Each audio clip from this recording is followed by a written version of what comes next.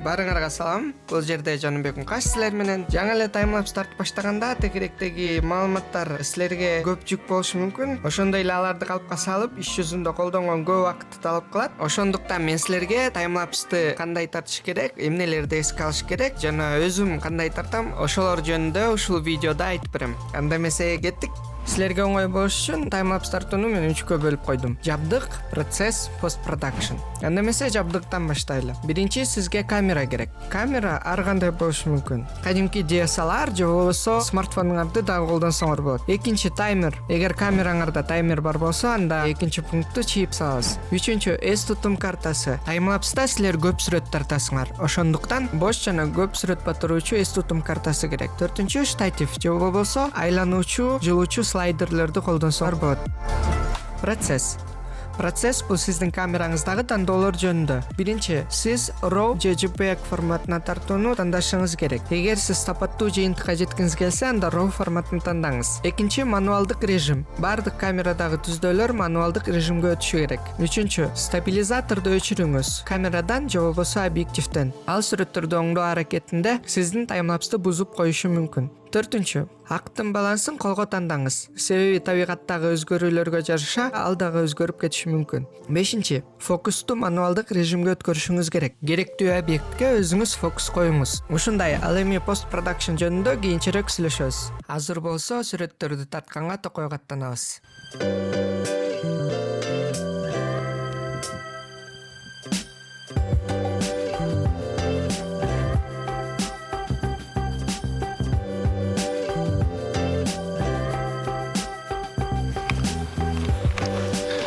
Мен азыр токойго келдим.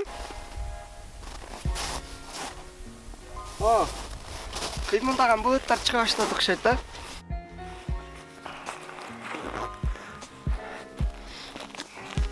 Мен тартчу жерди таптым. Таймлапс тартардын алдында силер барчу жерлериңерди, тартчу жерлерди карап, белгилеп алышыңар керек. Кечинде кайсы жерден тартам, кайсы убакта кайсы жер кызыктуу болот деп ойлонуштуруп, анан мисалы кечинде күн кирип атканда түстөр жакшы болот деп атайын бир композицияны даярдап алсаңар, кечкисин болсо ошол жерге заролье келип, ошол жерден тарта баштайсыңар. Бул болсо керектүү учурда, керектүү моментти кетирип алуу коркунучун алыстатат. Азыр бул жакта булуттар жок, ошол себептен күн кетип бараткан учурун тартам. Анан көлөкөлөр, могул жакта көлөкөлөр турат, ошол көлөкөлөр жылып атканын түшүрүп коюш керек. Андан башка кыймылдуу эч нерсе жок, ошон үчүн ушуну тартабыз да.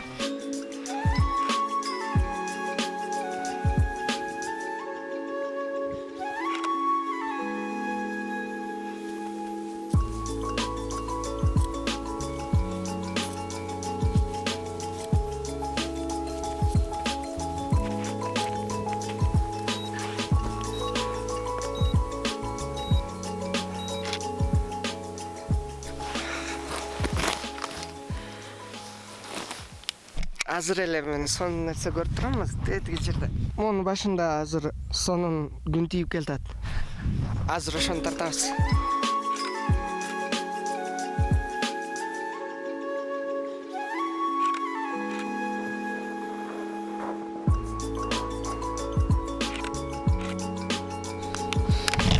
Биз азыр тартып бүттүк. Өчүрөбүз. Силер тартып атканда камеранын бети чоң да. Эгер силер кийин кичине мындай кинематографичный кылып, узкий кылганыңар келсе, либо камеранын ичиндеги сетка менен колдонсоңор болот, ошо көзүңөрдүн өлчөмү мененчи, же болбосо мунун бетине пленка чаптап койсоңор болот да. То есть бияка пленка чаптап коесуңар, анан алдын ала билесиңер кайсы кандай болуп көрүнөт. Анан кийин камерага салганда ошондой кылып кесип коесуңар. Силердин таймлапсыңар кинематографичный болуп калат. Достор, биз азыр таймлапсты тартып алдык, алдыда постпродакшн. Ушундай достор, биздин сүрөттөр даяр. Эми өзүңүз каалаган программада сүрөттөрдү иштетип чыксаңыз болот. Мен Lightroom'ду колдоном. Lightroom'да чабыз, жаңы каталог ачып алышыбыз керек. Бул жерде сиз өзүңүз каалаган атты коюп, каталогду сактаңыз. Меники бар, ошол себептен мен сүрөттөрдү көчүрөм. Сиз сактаган папкага барасыз. Анан сүрөттөрдү тандап импорт кылабыз. керектүү жерден shift'ти кое бербей, акыркы сүрөткө чейин барып, керектүү серияны тандап алышыңыз керек. Аларга желекче коебуз. Сиз башка жылдызча сыяктуу белгилерди да койсоңуз болот. Желекчелерди гана көргөзүп алабыз. Эми өзүңүздүн татымыңызга жараша сүрөттөрдү иштетип чыксаңыз болот. Мен болсо өзүм каалагандай иштетем.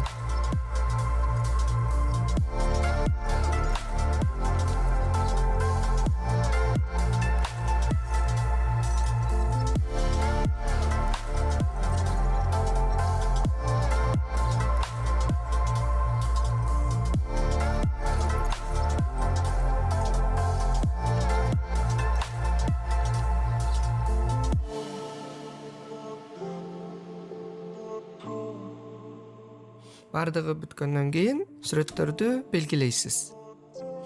Файл, экспорт. Бул жерден жаңы өзүнчө папкага сактайбыз. 100 dpi интернетке негизи 72 кылышат. Керектүү тандоолорду шашпай карап чыксаңар болот. Анан экспортко басабыз. Калган сүрөттөр менен ушул эле процедураларды аткарасыңар.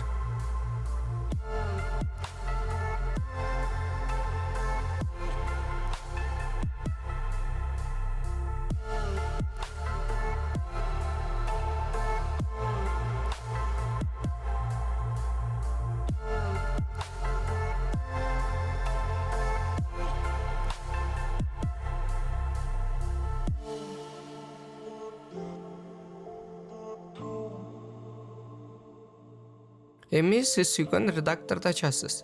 Меники Premiere Pro. Бул жерден жаңы долбоор ачсаңар болот. Атын атап окейге басасыңар. Меники болсо долбоор бар, ошон үчүн даяр долбоорду ачам. Сүрөттөрдү импорт кылабыз.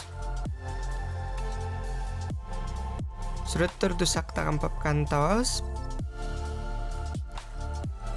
Бул жерден биринчи сүрөттү эле тандайсыз. Анан астындагы жерге белгини койгонду унутпагыла. Импорт. Эми силердин сүрөт видео түрүндө. Иш тактасына сүйрөп таштайсыңар. Кээде сиз жүктөгөн видео мындай болуп чыгып калышы мүмкүн. Анда чычканыңыздын оң баскычын басып, Scale to Frame Size дегенди тандайсыз. Эми видео капталдары ачык калды. Аны жакындатуу менен жаап алабыз. Ал үчүн видеону 120%га кеңейтебиз. Эми кыймылдатууну каалашыңыз мүмкүн. Анда керектүү кесимге ачкычтарды коюңуз.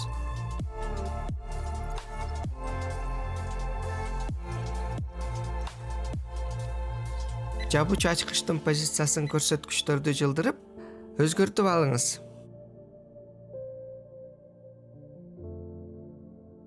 Эми видео кыймылдуу. Баары бүткөндө видеоңуздун баш аягын белгилеңиз.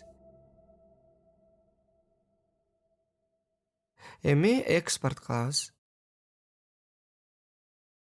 Силер өзүңөргө керек кодекти тандасаңар болот. Бирок азыркы учурда бул кодек актуалдуу, ошон үчүн ушуну тандайм. Ал эми видеонун көлөмүнүн өзүңүзгө керегин тандаңыз. Мен чоң сапатка калтырам. Акыры экспортко басабыз. Эми видеоңуз даяр. Сиз карап жаткан объекттердин кыймылына жараша силердин интервалыңарда карагандай болот. Например, эгер бул булуттар болсо, жай жылып баратканчы кээде 5-8 секундка чейин коерсе болот да.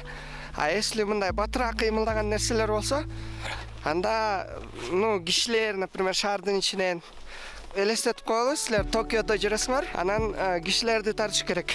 Анда менин оюмча бир 2-3 секунд же может 2 секунд койсоңор болот. Объекттин кыймылына жараша да. Анан дагы унутпачу нерселер, бул аралыгы интервалдын, например, силер алдын ала билишиңер керек канча кадр секундасына тартасыңар. Эгер 24 кадр секунда тартам десеңер, анда 24 кадр 1 секунданы ээлейт. Ошондо силерге бир 5 секунддук видео тартыш үчүн 24-тү 5ке көбөйтөбүз.